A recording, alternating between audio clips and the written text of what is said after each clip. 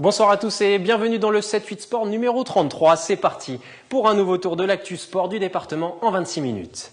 Ils sont passés à 2 points d'un titre de champion de France. Les juniors des Cougars de Montigny se sont inclinés en finale ce week-end face au Paris Université Club. Film de ce match à suivre. Les féminines de l'AS Montigny, elles, ont enfin débloqué le compteur victoire après 5 défaites en autant de journées. Les Inimontaines ont donné un peu de répit à leur entraîneur Jean-Dany Grosset.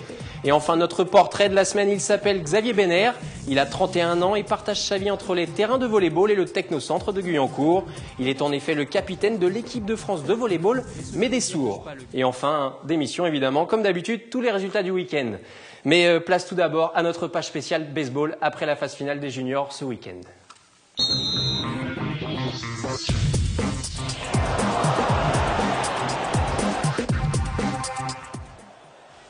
Je le disais dans le sommaire de cette émission, les juniors des Cougars de Montigny sont passés à 2 petits points du titre de champion de France ce week-end lors des phases finales. Et pour débriefer ce week-end, Annie Couton, la présidente du club, accompagnée de Jean-François Duchossois, sont venus passer en tout cas un petit moment sur le 7-8 Sport. Bonsoir à tous les deux. Bonsoir. Alors avant de débriefer un petit peu plus longuement ce match et cette phase finale, je vous propose de regarder le récit de ce week-end. J'étais présent au stade Jean Maréchal. Les juniors débutaient par une demi-finale face au Squal de Vauréal samedi matin. Dans cette demi-finale face à Vauréal, les Inimontains sont mis sur orbite par leur lanceur. Frédéric Walter réussit l'exploit de réaliser 10 retraits en l'espace de 4 manches, avec en prime un no-hitter sur sa prestation. De quoi ouvrir le boulevard pour les frappeurs et notamment Yuki. Dès son premier passage à la batte, le jeune Cougar enflamme Jean Maréchal. Derrière lui, les Inimontains enchaînent les points pour mener après 4 manches, 13-0. Au bout de 5 manches, la messe est dite, 21-6. Les Cougars s'envolent vers la finale. C'est impressionnant, mais c'était pas gagné, puisque au tour préliminaire, cette équipe, même équipe, nous avait mis 14-1 quand même. On l'avait, je pense que le match de tour préliminaire, on l'avait pas pris au sérieux, enfin en tout cas pas assez au sérieux. Et c'est pour ça qu'aujourd'hui, on a fait le nécessaire pour que... On est arrivé, on avait un petit esprit de revanche et il fallait leur mettre un gros score parce que voilà, on voulait la finale et en plus on avait ce petit esprit, on avait pris une fessée, on voulait pas en reprendre une deuxième. Le dimanche, les joueurs de Rodolphe Lemeur sont opposés au vice-champion de France 2012, le Paris Université Club. Après les 2 premières manches, Montigny ne mène que d'un petit point grâce à la pépite Yuki. Ensuite, les lanceurs neutralisent les frappeurs jusqu'à la 6e manche. Le PUC inscrit alors les 5 points du titre dans les 2 dernières rotations. Le rêve Inimontain passe et cela fait 6 ans que cela dure. Mais l'avenir est prometteur et les Saint-Quentinois pourront tout de même se consoler avec Yuki et Fred Walter, élus respectivement meilleurs frappeurs et meilleurs joueurs des finales. Annie Couton, c'est pas trop dur de revoir ces images après la défaite d'hier ? Pas du tout, puisque hier c'était un match vraiment magnifique, ils nous ont fait plaisir, ils n'ont rien lâché, ils se sont battus. Non, nous avons vu un beau match de baseball, donc non, c'est pas trop dur. Nous avons pris beaucoup de plaisir et ça fait encore plaisir de revoir ces images. Jean Maréchal était plein pendant tout le week-end, c'est passé tout près, Jean-François, en finale. Ah oui, moi qui commentais le match, entre autres, j'ai dû bien suivre le match et bien pouvoir le commenter surtout. Et franchement, ils sont passés à côté de quelque chose de très gros. Et je pense qu'il y aurait pu y avoir une manche supplémentaire, Montigny aurait pu repasser devant, si bien les équipes faisaient que se passer l'une devant l'autre et tout. Et en fin de compte, ce sont les frappes de l'équipe adverse qui ont fait la différence. Oui, le PUC fait la différence dans les 2 dernières manches. C'est là vraiment où il y a eu le déclic de leur côté ? Ah, je pense oui. Puis bon, faut dire aussi, il y a eu quelques erreurs défensives, peut-être dues par le stress de l'événement, quoi, tout ça. Puis vraiment les tribunes pleines avec la pression qu'il y avait. Je peux comprendre que ça pouvait un petit peu amener du stress aux joueurs. Mais franchement, moi j'étais très fier de cette équipe. Et vraiment, moi, j'ai cru jusqu'au bout, quoi. Puis même qu'ils aient perdu, je suis pas déçu parce qu'ils ont montré un match digne d'une D1 ou d'une D2, quoi. Donc vraiment fabuleux, quoi. Oui, c'est ce que me disait Rodolphe Lemeur, l'entraîneur des juniors. Voilà. Mission accomplie, puisque c'était l'objectif, les phases finales. Ouais. On reste fiers et puis on oublie un petit peu la déception du titre passé. Tout à fait, oui. Puis ils ont fait une excellente saison. Ils sont quand même champions d'Île-de-France. Ils ont gagné le tournoi de la Guerche. Ils arrivent vice-champions de France pour une équipe, pour certains joueurs qui ont commencé le baseball il y a 3-4 ans. Donc non, vraiment, ils ont atteint leur objectif.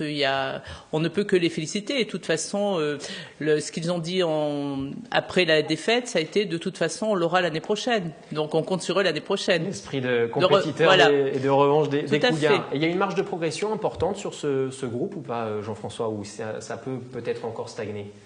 Non, moi je pense qu'en plus, bon là il y avait là l'équipe était vraiment au complet parce qu'ils ont profité aussi de 4 joueurs qui venaient de la 15U championne de France la semaine d'avant, entre autres, et ça leur a amené beaucoup de bien parce que c'était des joueurs qui sont en équipe de France cadet, qui ont un bon potentiel de lancer, donc ça a fait du bien à l'équipe 18U, mais des joueurs étaient méritants dans cette équipe 18U. Donc je pense que, comme disait Annie, l'année prochaine.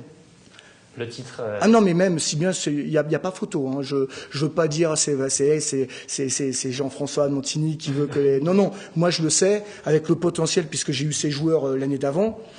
Oui, parce que, je vous le rappelle, hein, Jean-François, vous êtes l'entraîneur des 15U. C'est pour oui, ça, voilà. Donc, vous les voyez un petit peu grandir. Ah, on prend les paris pour l'année prochaine, du coup. Ah, mais on les prend tout de suite. Moi, je dis, ils vont être champions de France l'année prochaine. C'est enregistré. Hein. C'est enregistré. On vous remontera la séquence dans un an, alors. Hein. No problème. Et il y a 2 joueurs sur lesquels je voudrais revenir pendant cette finale. C'est Fred Walter et Yuki. J'en parlais dans le sujet, dans le récit de ce match. Ils ont été exceptionnels tout le week-end, Annie. Ah, ils ont été merveilleux. Yuki est un joueur fabuleux. C'est un Japonais. Donc pour lui, il ne lâchera jamais rien. Il a toujours le sourire. Il entraîne l'équipe. Et puis Fred aussi, c'est un joueur magnifique. Hein. Il fait du baseball depuis qu'il a 4 ans à Montigny. Et il est lanceur, hein, on le rappelle. Il est lanceur, oui, mais bon, il a commencé tout petit, il a toujours bien progressé. Maintenant, il est au pôle de Toulouse, il est en équipe de France. C'est vraiment un espoir très très fort pour le baseball français. Yuki, il a un rôle particulier aussi, Jean-François, parce qu'il est catcheur. Ouais, il est receveur. Il voit un peu tout, en fait. Hein, lui, c'est lui qui dirige la défense. Excusez-moi, la défense, puisque c'est lui qui voit un peu s'il peut y avoir un joueur qui va voler une base, un joueur adverse, entre autres. C'est lui qui dirige toute la défense, c'est lui qui peut demander à la défense de se rapprocher un peu, tout ça, mais c'est vraiment un joueur exceptionnel. En plus, au bâton, il est magnifique. Et puis, il y a que Frédéric Walter, que je pense, ou Robin, qui se reconnaîtra, qui peut courir aussi vite que lui. Parce que quand il est sur base, c'est un feu follet, quoi. C'est vraiment un joueur extraordinaire. Il nous l'a prouvé en Little League, oui, où il a fait des jeux extraordinaires. Et même les autres équipes encourageaient Yuki. Dans les tribunes italiennes, on entendait encourager Yuki. Donc ça prouve qu'il a montré quelque chose. Et Frédéric Walter, c'est un joueur hors du commun. Pour revenir sur l'ensemble des jeunes, hein, vous le disiez, Jean-François, les 15U champions de France cette année, avec ce titre de vice-champion de France chez les juniors, l'avenir est prometteur du côté des Cougars, non ? Tout à fait. Donc nous espérons qu'ils vont pouvoir rester chez nous, que les études ne les emmèneront pas ailleurs, et puis qu'ils ne seront pas appelés par les sirènes d'autres clubs. Mais bon, ça c'est aussi notre fonction de former des joueurs. Ouais. Mais donc je pense que oui, dans quelques années, nous aurons une équipe senior qui sera prometteuse, comme nous l'avons eu il y a quelques années. C'est une nouvelle génération de baseballeurs qui va arriver. On le sait, hein, la réputation de Montigny, c'est une réputation de centre formateur un petit peu. Hein, vous avez cette réputation de sortir les jeunes. Pourquoi il n'y a pas cette progression continue avec les seniors ? Pourquoi on n'arrive pas depuis 2-3 ans à remonter en élite avec les seniors ? Les jeunes ont du mal à pousser la porte un petit peu, c'est ça ? Ou il n'y avait pas encore la génération qu'il fallait ? Non, je pense que les jeunes n'ont pas du tout du mal à pousser la porte, puisque cette année, certains juniors ont été appelés à venir jouer avec les seniors. Mais bon, nous avons comme politique aussi de laisser les juniors en juniors pour qu'ils puissent, pour ne pas les abîmer, pour ne pas les fatiguer. Et puis le problème des seniors, c'est que ce sont des jeunes, dans les seniors, il y a des jeunes qui font les études et qui sont appelés à partir, de nombreux sont partis aux États-Unis faire leurs études. Certains, puisqu'on peut jouer, on atteint sa plénitude de joueurs de baseball aux alentours de 30 ans. Donc après, il y a les problèmes familiaux, les problèmes professionnels qui se mêlent à ça. Et donc, on sait très bien que c'est pas avec le baseball qu'on va gagner sa vie. Donc, en France, c'est compliqué, oui. Donc, c'est pour ça que parfois, d'autres sont appelés vers d'autres régions pour pouvoir soit aller travailler et vont jouer ailleurs. Et puis, la politique de Montigny, c'est on ne va pas tout sacrifier pour avoir une équipe qui joue en D1. Avoir une équipe qui joue en D1, ça demande beaucoup de finances que nous n'avons pas, puisque nous n'avons pas beaucoup de partenaires. Nous n'arrivons pas à trouver des partenaires puisque le baseball est quand même un sport assez confidentiel. Donc nous préférons, pour le moment, garder les finances que nous avons à la formation des jeunes. Nous ne voulons pas sacrifier les jeunes à une équipe élite. Voilà. Très bien, on les reverra donc dans quelques mois parce que là c'est la pause dans la saison de baseball en France. De mars, oui. Donc là c'est place à la préparation et à l'intersaison et donc on vous retrouve début 2014 pour les préparations en tout cas. D'accord, merci beaucoup. Merci beaucoup d'être passé sur le 7-8 Sport à tous les deux. Merci. Et puis à bientôt, pour la nouvelle saison. Très bientôt. À l'intersaison, place au football féminin. 9 joueuses du Paris Saint-Germain sont arrivées à Montigny. On reste toujours dans la même ville avec une moyenne d'âge de 20 ans. Le groupe s'est fortement rajeuni. Si l'ambiance est là, l'efficacité se fait encore désirer. Et avec 5 défaites en autant de journées et 22 buts encaissés, les Vertes sont la plus mauvaise défense du championnat et surtout lanterne rouge. Autant dire que Jean-Denis Grosset, l'entraîneur, est sur un siège éjectable, comme nous le précise le président des féminines, Philippe Bunel. La confiance du club, parce que 2 victoires et on recolle tout de suite dans le milieu de tableau. Effectivement, cette année la D2, notre groupe est beaucoup plus serré. Effectivement, il va pas falloir, là, il faut obligatoirement enchaîner 3-4 victoires avant le 8 décembre pour pouvoir recoller. Donc il n'est pas menacé il n'est pas menacé, mais il a quand même l'impression du résultat, ce qui est normal pour un entraîneur d'une équipe nationale. Alors comment les Inimontaines ont-elles réagi avec la réception de Dijon ce week-end? Plutôt bien, avec une première et belle victoire. Récit de ce match.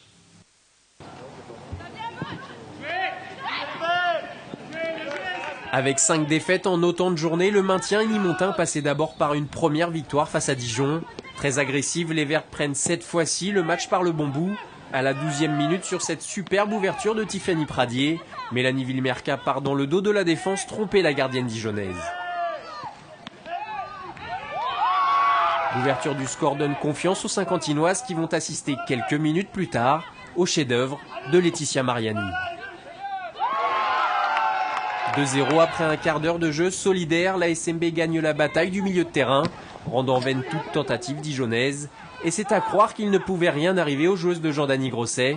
Même lorsque la jeune Alicia Lazare est prise à défaut, elle dévie ce centre sur la barre transversale. À la demi-heure de jeu sur un nouveau ballon arraché au milieu, Tiffany Pradier évite la sortie complètement ratée de la gardienne. 3-0, puis 4-0 par l'inévitable Mélanie Villemerca qui y va de son doublé. En seconde période, les Saint-Quentinoises saleront l'addition à 3 reprises pour l'emporter finalement 7-0. En un match, les Inimontaines ont marqué 3 fois plus de buts que lors des 5 premières journées.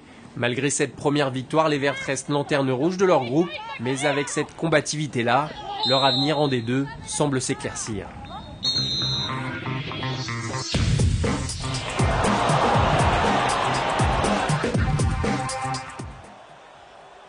J'en parlais dans les titres de ce 7-8 Sport. Ce Saint-Quentinois a entrepris un challenge exceptionnel. Sidi Diallo, ce week-end, vous avez bouclé votre 38e marathon en 2013. Vous vous êtes fixé un défi plutôt fou en fait, de courir 42 fois la distance cette année. Bonsoir à vous. Oui, bonsoir Anthony. D'abord, une excuse pour vos téléspectateurs, puisque j'avais prévu d'être au plateau ce soir avec vous, mais malheureusement, des contraintes professionnelles font que je m'entretiens avec vous par téléphone. Vous êtes tout excusé. Alors tout d'abord, première question, qu'est-ce qui vous a pris d'entreprendre ces 42 marathons cette année? Bon, écoutez, on ne se laisse pas du jour au lendemain en disant je vais courir 42 marathons. Moi, je suis nouveau dans le monde du marathonien. J'ai fait ma première course il y a à peine 3 ans à Chicago. Ensuite, en 2011, j'ai couru 6 marathons. En 2012, j'ai couru 12. Mon objectif étant de courir 12 marathons en 2012. Seulement, 2 marathons ont été annulés, dans celui de New York, à la dernière minute. Et j'ai dû courir 3 marathons en 21 jours pour arriver à mon objectif de 2012 de courir 12 marathons. Et ces 3 derniers marathons étaient La Rochelle le 25 novembre, Lisbonne le 9 décembre et Pise en Italie le 16 décembre. Alors, ensuite, après avoir couru 3 marathons comme ça, un peu d'affilée, je me suis dit, je peux peut-être tenter quelque chose de plus fou, un peu entre guillemets. Je vais tenter en 2013 de courir 42 marathons, c'est-à-dire un marathon pour chaque kilomètre de la distance de l'épreuve. Et 42 marathons, j'imagine qu'on doit avoir une phase de préparation toute particulière, non? Malheureusement, c'est une décision que j'ai prise en fin d'année, donc je n'avais pas le temps de penser à une préparation particulière pour un défi aussi difficile. Alors ce que j'ai fait, je me suis dit, j'ai couru 3 marathons en 21 jours, peut-être avec un peu de chance, je pourrais maintenir ce rythme sur une année. Et donc, je me suis lancé sans savoir si j'allais réussir ou pas. Mais au niveau physique, hein, vous parlez, hein, c'est ça, si vos capacités physiques pouvaient encaisser autant de courses d'affilée? Voilà, ça je ne savais pas, je n'avais qu'une idée puisque c'est un terrain inconnu, donc je me suis lancé. J'ai eu des problèmes au départ. J'ai eu mal aux pieds, les 2 pieds, et surtout après avoir couru sur les pavés à Rome, à Terni, en Italie, il y a beaucoup de pavés dans ces vieilles villes. Et puis ensuite, j'ai greffé une tendinite. Et alors, vous récupérez comment entre 2 courses, puisque en fin de compte, vous courez presque toutes les semaines? Ma philosophie est que quand je cours le marathon, je pense au suivant. C'est-à-dire que je vais finir le marathon en cours, mais dans un état physique qui me permette de prendre le départ du suivant. Donc je pense toujours au suivant. Ce qui fait que quand j'avais des soucis au niveau des pieds avec la tendinite, vous avez pu voir sur mon site internet, j'ai terminé le marathon en plus de 4 heures. Il y a un d'ailleurs que j'ai terminé en plus de 5 heures, c'était le marathon de la Grande Muraille avec des excuses, puisque une bonne partie c'est sur le mur, on doit monter et descendre plus de 5000 marches, des marches qui sont différentes de hauteur, avec une différence de profondeur. Donc c'était difficile, mais curieusement, je suis revenu de la Chine en meilleur état que j'étais allé. Vous le disiez, hein, vos temps à peu près, c'est entre 3h22 et un petit peu moins de 5 heures hein, sur la majorité des courses. 42 courses pour le nombre de kilomètres, vous le disiez aussi. Est-ce qu'il y a une lassitude à courir toutes les semaines comme cela, un marathon, ou au contraire, vous découvrez à chaque course? Non, chaque course est une expérience particulière. Il y a une diversité telle qu'à chaque fois, c'est quelque chose de nouveau. Et d'ailleurs, j'ai la chance, parmi tous les marathons que je cours cette année, il n'y a que 2 marathons que j'avais déjà courus, Paris et Helsinki. Tous les autres, je découvre. On voit d'ailleurs sur les photos qui sont diffusées à l'antenne un peu tous les marathons hein, que vous avez pu découvrir ces derniers mois. Est-ce qu'avec autant de courses courues dans une année, vous avez des difficultés par exemple pour trouver des courses tout d'abord ou des hébergements? Bon, en fait, la difficulté, c'est d'abord de trouver la course. Ça demande du temps, parce qu'il faut voir tous les renseignements de la course pour voir si je peux y aller. Et ensuite, me renseigner comment y aller. Et aussi, au moindre frais. Oui, j'imagine que ça doit être un budget important de courir 42 marathons dans une année, non? Oui, c'est la question que tout le monde me pose, y compris des coureurs. Effectivement, oui. Bon, j'ai plus dans mes économies et j'espère que ça va tenir jusqu'à la fin. Ça vous a coûté combien pour l'instant, toutes ces courses cette année? Vous avez déjà une petite estimation ou pas? En fait, j'ai pas fait d'estimation. Je regarde si je peux payer, j'y vais. Donc, j'ai pas fait la somme. C'est quelque chose peut-être que je devrais faire. Très bien, merci beaucoup Sidi Diallo d'avoir été quand même avec nous par téléphone dans ce 7-8 Sport. Et donc votre prochain marathon c'est du côté de Francfort en Allemagne. Et bonne continuation pour vos prochains défis. C'est moi qui vous remercie Anthony. À bientôt, au revoir. Il s'appelle Xavier Benner, il a 31 ans et partage sa vie entre les terrains de volley-ball et le technocentre de Guyancourt. Il est capitaine de l'équipe de France de volley-ball, mais des sourds. Depuis près de 10 ans, ce Saint-Quentinois a redoré en fin de compte le blason du volley-ball français. Nous l'avons rencontré avec Jonathan Willeman.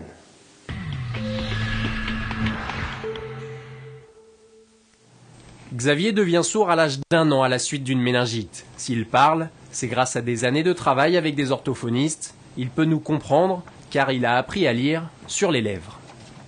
Ma famille, mes parents ont bien pris en compte mon handicap, sans pour autant dire il y a ça, il n'arrivera pas à le faire parce qu'il est sourd. Non, ils disent il est normal comme un autre. À 14 ans, il claque ses premiers matchs avec les Valides à Amiens. Xavier découvre alors le volley des sourds et de nouveaux repères sur le terrain. On écarte les bras en disant on prend des marques avec l'habitude, l'expérience par rapport au filet et à la salle si on la connaît. Au début des années 2000, l'équipe de France est lettre morte. 7 ans plus tard, il décide de la remettre sur pied. En 2011, la sélection finit 6e des championnats d'Europe, puis à nouveau 6e aux mondiaux l'année suivante. Malgré ses bons résultats, les volleyeurs tricolores ne sont pas médiatisés, mais cela ne dérange pas le Guyancourtois. On a nos propres Jeux Olympiques, c'est les Deaf Olympiques. Et là, c'est encore moins médiatisé.